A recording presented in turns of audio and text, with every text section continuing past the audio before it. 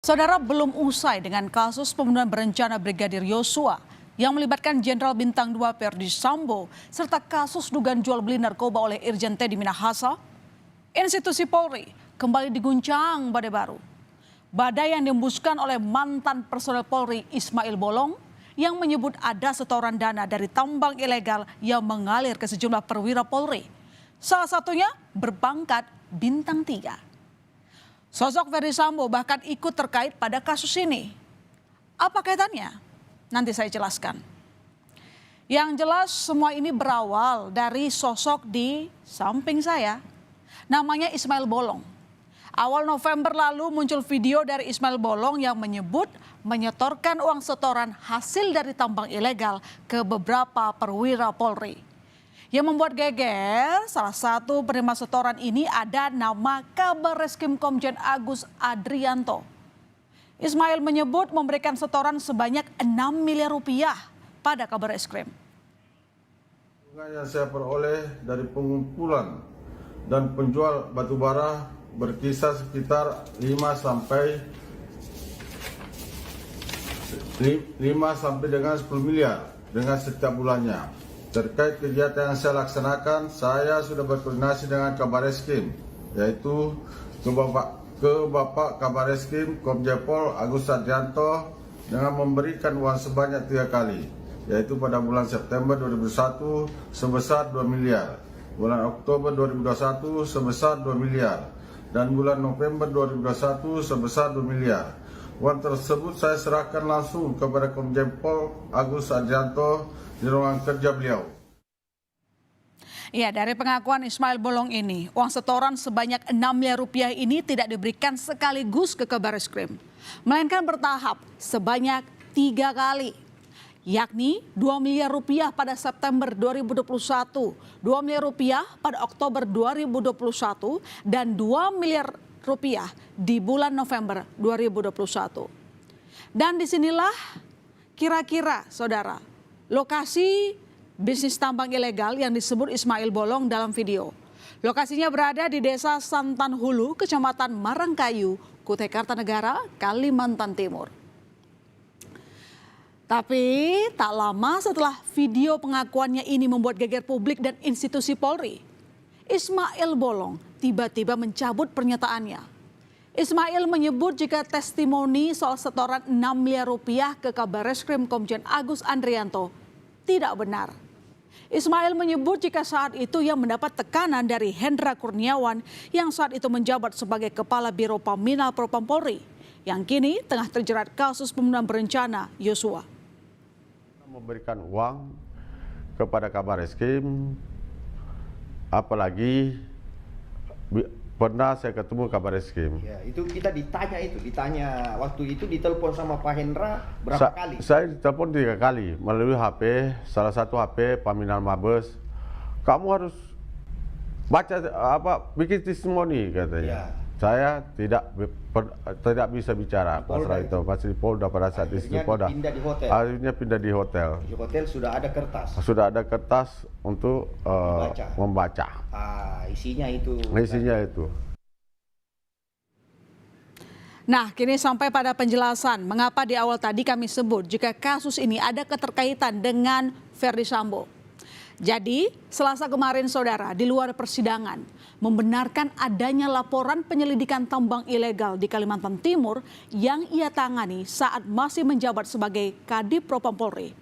Dan senada dengan Ferdy Sambo, Hendra Kurniawan mengaku telah ikut memeriksa sejumlah petinggi Polri yang terlibat kasus dugaan aliran dana tambang ilegal.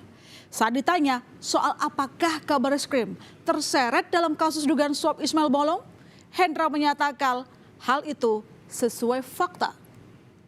Pak Sambo, Pak itu betul Pak, Bapak sempat menandatangani laporan pengaduan Pak hasil tambang ilegal di Kaltim Pak. Komentarnya nggak ada itu surat. Pak, ada surat itu Pak? Ya sudah benar surat. Gimana Pak? Benar surat itu Pak? Tanyakan ke pejabat yang berwenang, surat itu sudah ada. Makasih Pak. Kemarin Pak FS sudah konfirmasi LHP betul itu. Itu ke Pak Hendra yang meriksa? Betul lah saya. Langsung Pak? Itu pejabat yang berwenang aja. Ada datanya nggak bisa. Berarti surat pengundirannya benar ya Pak ya? Ya betul. Berarti Pak itu menyeret kabar reskrim Pak ya, betul ya? Ya kan sesuai pakai itu. Oke, terima kasih Pak. Lalu siapa sebenarnya sosok Ismail Bolong ini? Ismail Bolong pernah tercatat sebagai anggota Polresta Samarinda berpangkat Aibtu. Ismail bertugas sebagai anggota Satuan Intelijen Keamanan di Polresta Samarinda. Namun pada Juli 2022 lalu, Ismail Bolong resmi purna tugas dari Polri. Pengunduran diri Ismail Bolong karena dirinya ingin fokus menjadi pengusaha. Ismail Bolong dan tambang batu bara ini sepertinya memang punya hubungan. Beredar video lama pada tahun 2020, Ismail Bolong tengah berdebat dengan petugas Kesatuan Pengelolaan Hutan Produksi di lokasi penambangan batu bara ilegal di Kalimantan Timur. Ismail Bolong marah kepada petugas. Ia mengklaim sudah memiliki surat dan membayar fee untuk aktivitas pertambangan. Dugaan aliran dana yang diumbar oleh Ismail Bolong sampai ke telinga Pusat Pelaporan dan Analisis Transaksi Keuangan PPATK. PPATK akan melacak kebenaran informasi dari Ismail Bolong mengingat PPATK memiliki database pihak-pihak terkait. PPATK mengaku siap bekerja sama dengan Polri untuk menelusuri informasi ini secara terang benderang. Tentu kita akan juga mengeksplor data yang ada di kita, database kita terkait dengan individu-individu tersebut. Apabila diperlukan, ya kita juga bisa melakukan koordinasi dengan penegak hukum, ya. Kemudian once mereka untuk kasus tersebut misalnya sudah ada investigasi, ada penyidikan yang dilakukan, apalagi ini sudah perintah Kapolri meminta informasi kepada kita, tentu kita juga akan tindak lanjuti. Sementara itu, Ketua Indonesia Police Watch Sugeng Teguh Santoso meminta Kapolri membentuk tim khusus untuk mengusut isu mafia tambang yang menyinggung nama Kabar Eskrim Komjen Agus Andrianto. IPW mendorong isu ini diproses secara etik di Divisi Propam Polri dan ranah pidana. Membentuk tim khusus mendalami terkait dua pernyataan Ismail Bolong yang berbeda-beda.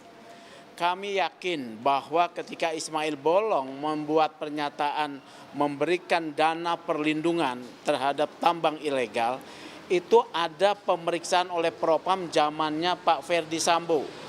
Yang dilakukan oleh Pak Minal waktu itu adalah Brigadir Jenderal Polisi Hendra yang sekarang sudah diberhentikan. Kami menduga kuat Ismail Bolong mendapat tekanan dari pihak tertentu, ya. Tidak hanya PPATK dan IPW, saudara.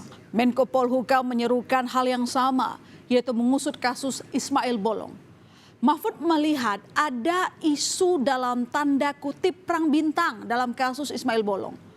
Mahfud mengatakan para petinggi polisi saling membuka kartu, sehingga Mahfud akan berkoordinasi dengan KPK untuk membuka file tentang modus korupsi, baik di pertambangan maupun sektor lain.